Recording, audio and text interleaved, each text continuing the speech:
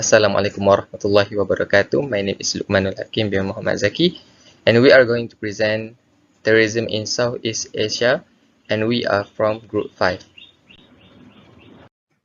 Before we start presenting, these are our group members. I am Luqmanul Hakim bin Muhammad Zaki, and my group members are Abdul Fattah bin Muhammad Fazil, Ifan Afar bin Faizul Amri, Muhammad Naim bin Hamzani, and the last one is Muhammad Amirul Anas bin Muhammad Khairi. What is the terrorism?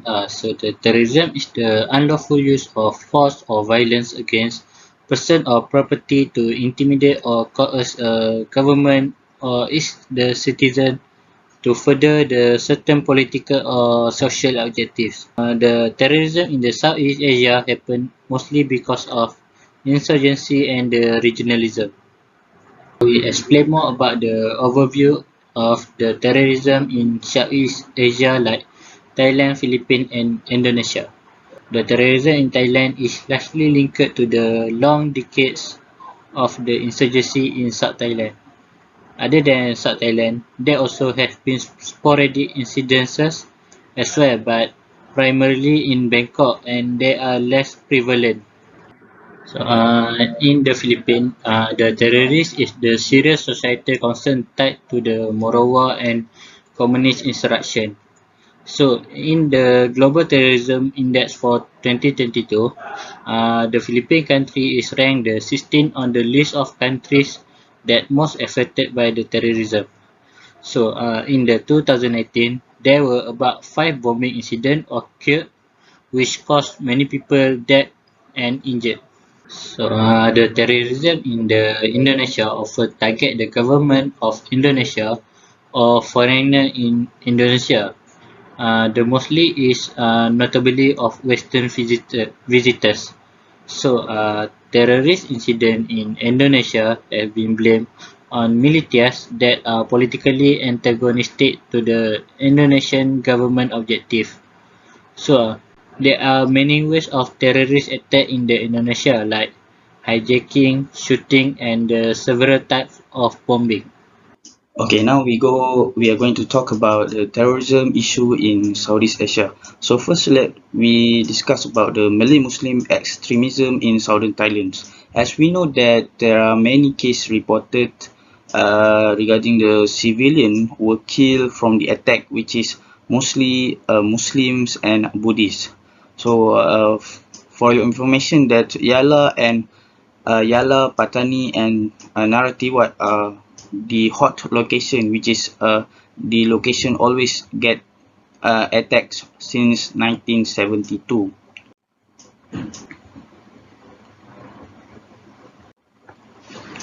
The Al-Qaeda claim that the attack is because of the rise of Islamic extremism among the Thai Muslim. For example, in the range of 43 months between January 2004 and August 2007, 7,473 acts of violence were recorded in Yala, Patani and Narathiwat, which is result in 2,566 deaths and 4,000 plus injured. And for the latest accident that occurred in southern Thailand, which is in October 5, 2021, which is some of group of terrorists that hijacked the train and want to kill people who are using the train. But fortunately, the police already arrested and there are no injuries reported. So the next is the terrorism issue in Philippines, which is a Muslim and a communist extremism in Philippines. So the famous group in the Philippines, extremist group in Philippines is called Abu Sayyaf group, which is also the most violent group that are operating nowadays. So what the group of Abu Sayyaf want, their goal is to establish an independent state encompassing the Philippine Muslim population, which is governed by the Sharia law. Hence, The group carried out a string attack against Filipino Christians, but it also changed in a criminal activity. So what the type of criminal activity that they are doing is, for example, kidnap, ransom, bomb attack, killing people, which is mostly Christian people, and many more. So the latest issue regarding the extremism attacks in Philippines is on 3 March 2022, which is based on the military sources, a militant which is IS, which is linked to the group of Abu Sayyaf group, ambushed and injured soldiers at a petrol station in Sumisip, which is a town uh, in the island of Basilan. So for the Indonesia, the terrorism and national security in Indonesia, in 2002 and 2005, Indonesia was shocked with the case of bombing at the restaurants, which is frequently visited by the Westerners. And in 2009, the JW Marriott and Ritz-Carlton Hotel were bombed, which resulted 29 killed and 150 injuries. For your information, that the case bombing in Bali in 2002 were conducted by Al-Qaeda groups, and surprisingly that some of the case of bombing is related to the some of politicians in Indonesia. So it exposed that how several members of militant group which is responsible for the bombing in Bali has risen into the power. The good news is in 2021, the amount of terrorist activity has decreased in 53%, and it showed that the amount of criminal activity, which is terrorism, will decrease year by year. And the good news is in 2021, there are two only case of terrorism, and the densest active, which is a special counter-terrorism police squad, has arrested 330 terrorists in 2021. So next, we move to implication of terrorism in Southeast Asia. So we focus on three main points, which the first one is implication on economic as a whole. So it is related to infrastructure damage, economic resources that has been demolished or destroyed by the terrorist entity, such as ISIS or Al-Qaeda and many other terrorist organization. And then we also include implication of terrorism on Philippines, which I will include impact specifically on Philippines in terms of economy, social involvement in terrorism by community. And we also include implication of terrorism on Indonesia. We will explain in terms of foreign direct investment, also called as FDI, and the stock market and economy that has been affected since the Bali terrorism attack. So we move into the first point of implication, which is implication on economy as a whole. So the first one is related to infrastructure damage. So because of the terrorism attacks, and as we all know, most terrorism attacks is done by exploding bombs close to buildings with a lot of people. So the bomb will cause a huge damage to the infrastructure system, include the government building or even non-government building. So the act of terrorism on a smaller scale will result into the destruction of any buildings such as cafe, church or roadways, even MRT system, LRT system. So besides that, the transportation system will be stuck because of that. And then the next point is the economic resources. As we all know, the damage that came from the terrorism incident will cause many factories that producing products for the country or even to import to other countries to be destroyed. So that will cause a short in amount of product to be imported or to be used by the customer or even consumer.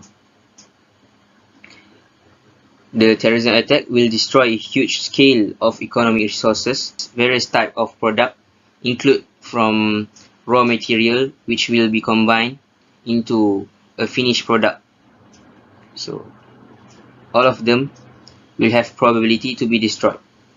So next point is related to investment. Such attack by the terrorists will increase the uncertainty which limits the investment. And I am sure that the investor will not be convinced to put their capital into the country that have recent terrorism incidents that happened in their country.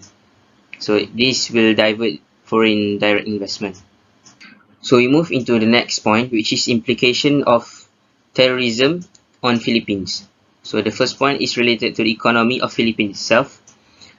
So the point that I am highlighting in this section is the conflict that happened between the government and this terrorism group, or we call insurgent group, will continue to block or even obstruct the country's ability, the country's process to develop their country in terms of economy, which means their economy will be stuck from growing because of the issues that are happening or even happened before.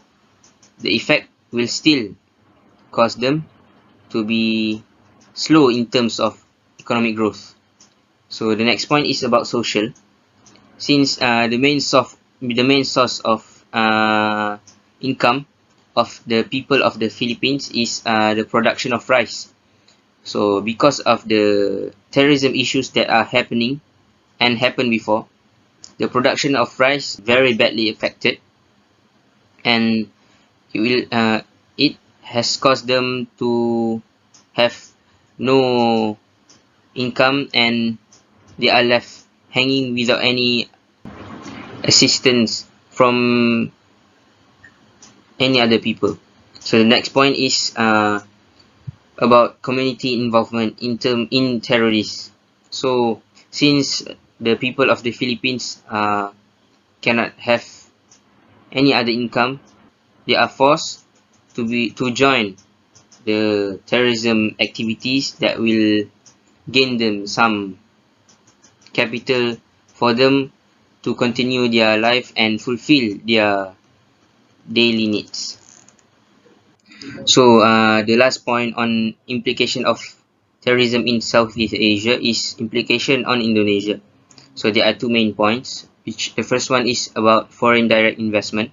Terrorism in Indonesia appears uncontrollable and makes the stock market to be unpredicted, and it will cause the stock market itself to fluctuate up and down, unexpected, and this event caused the investor to be not convinced to put their capital, to not invest their money into the country. And then the next point is about the economy of Indonesia. The economic stability and the consumer trust are affected by the incident that happened before, which happened in Bali. And this incident are not affect only in Indonesia, but also to countries in the area of Southeast Asia and any other near area. So that's all from me. Suggestion and recommendation. The first one is Thailand. Thailand suffered a quite devastating terrorism history and has taken measures to encounter the existing terrorism attack.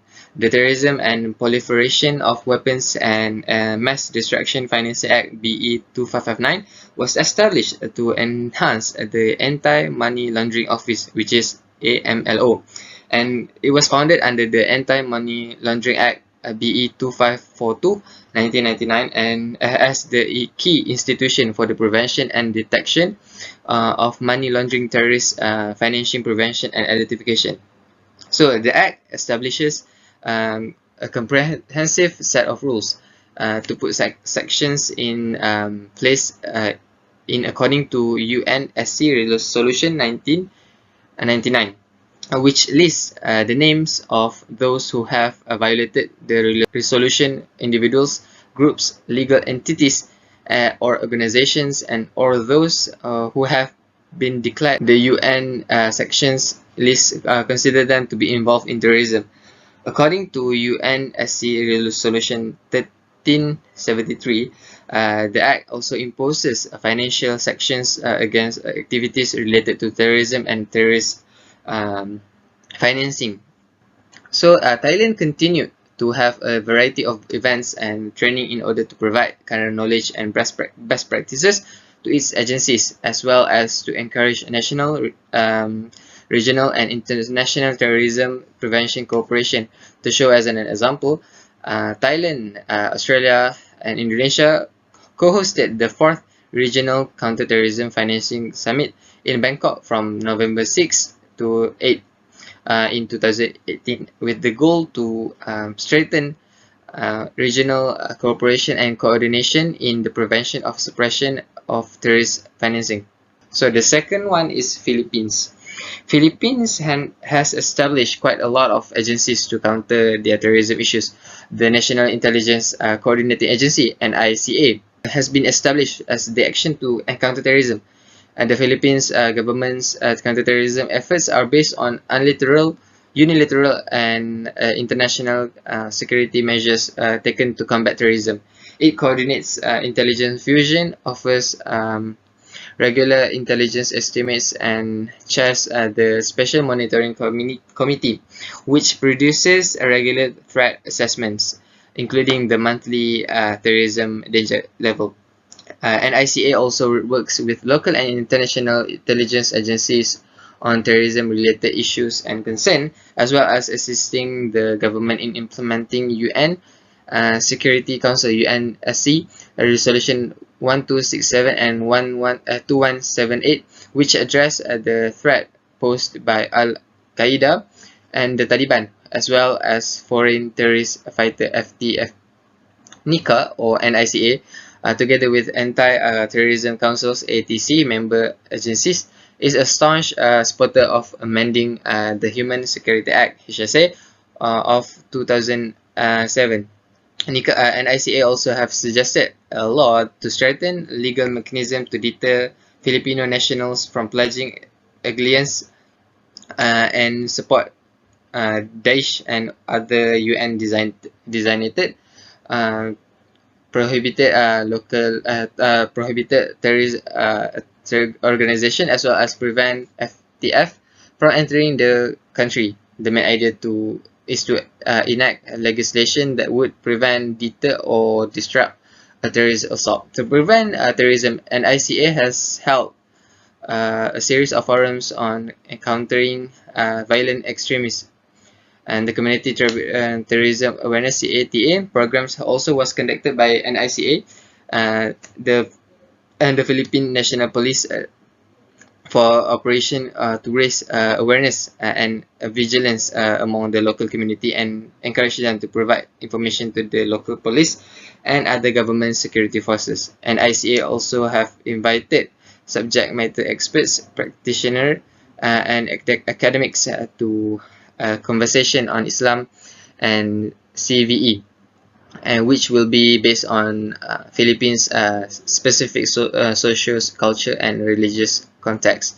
The CVE also aspired to create a program that uses discussion and community engagement to combat radicalism. Aside from all of those non-violent CT action, and ICA also provided intelligence that has resulted in detention of dozens of high-risk terrorists. So the last one is Indonesia. Indonesia have witnessed devastating terrorist assault in recent decades, have faced significant terrorist difficulties, and have achieved tremendous progress in combating it. Another example of terrorists in Indonesia is bombing in Jakarta in 2009, killing 29 people and injuring 150 other people. Following the bombing in 2002, the Indonesian government have made significant steps to combat the threat of terrorists and its borders. Since then, Indonesia has steadily improved its capability in combating the spread of terrorist attacks, and the Indonesian National Police have effectively disrupted multiple terrorist networks, and government has continued to expand the counterterrorism unit capabilities. And the government also have made substantial headway in ending separatist hostilities in Aceh and Papua, which has aided in the reduction of separatist terrorist attacks. So Indonesia have made significant progress in improving the legal framework against terrorism in accordance with international convention. However, additional actions are required to complete the legal regime building procedures. 7 of 16 worldwide terrorist agreements have been ratified by Indonesia. There are more instruments that are being ratified. Indonesia should be a party of treaties dealing to the safety of marine navigation, which is an important sector that requires more attention. Legal framework also was established for international criminal cooperation, may present legal challenges in interpreting terrorist crime as political offenses. Indonesia is currently attempting to improve its legal framework for combating terrorism financing in accordance with international law. Indonesia also has developed considerable national implementation capacity for counterterrorism criminal justice measures throughout the years. In conclusion, terrorism in Southeast Asia is both local and global. Terrorists nowadays are intent on creating harm to a society to force its government to comply with the terrorist demand. The harm may be in terms of human or economic losses. For example, the militant group, which is Al-Qaeda, training manual involved followers to attack the vital economic center. Both kinds of losses reveal a government incapacity to protect its citizens and property, resulting in a loss of citizen trust and legitimacy. When the terrorist assaults are sufficiently deadly, costly, and persistent, a climate of fear and terror can envelop society, making practically everyone feel at risk, which is exactly what the terrorist group wants. A determined of terrorist organization could obtain its demand quicker by augmenting the economic implication of its terrorist campaign. On the other hand, terrorism can have a short-term impact on economic growth through a variety of channels. As a result of such attack, investors may be hesitant to invest and foreign direct investments may be diverted. For developing countries, foreign direct investment is an important source of saving to fund investment. Terrorist attack campaigns lead to government expenditures on defensive measures to enhance target and proactive measures to capture terrorists and their assets. The increase in government expenditure on security can crowd out more growth, enhancing public and private investment. Terrorism also hinders growth by raising the cost of doing business in terms of higher wages, larger insurance premiums, and greater security expenditures. The greater costs lead to reduced revenues and thus relatively small return on investment. Terrorist attacks could indeed destroy infrastructure, thus also leading to business breakdown. Finally, terrorism can impact some key industries like the airline, tourism, and export sector, which can lead in decreasing gross domestic product and affecting the economic growth.